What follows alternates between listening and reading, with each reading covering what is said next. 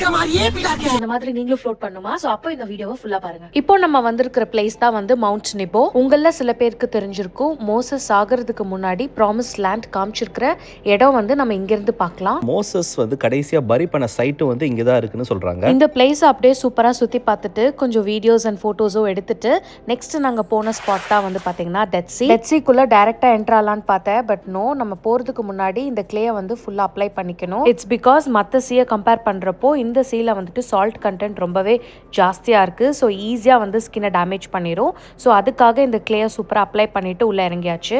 But உள்ள போற வரைக்கும் நான் நம்பவே இல்லைங்க, நம்ம வந்துட்டு இந்த டெட் சீல வந்து ஃப்ளோட் பண்ணலாம் அப்படின்ட்டு. நானும் ஃப்ளோட் பண்றதுக்கு பல அட்டெம்ப்ட் எடுத்தேன். பட் ஆனால் வந்து பாத்தீங்கன்னா கண்ணில் தண்ணி போய் செம்ம எரிச்சல் ஆயிடுச்சு. மீன் டைம் ஃப்ரெண்ட்ஸ் சூப்பரா வந்து ஃப்ளோட் பண்ணி என்ஜாய் பண்ணாங்க. அருணும் ட்ரை பண்ணாரு, பட் சக்சஸ் ஆகல. இந்த மாதிரி பல இன்ட்ரெஸ்டிங்கான ஸ்பாட்ஸ்லாம் வந்து ஜார்டன்ல விசிட் பண்ணியிருக்கோம். அடுத்தடுத்த வீடியோல வந்துட்டே இருக்கு. பை.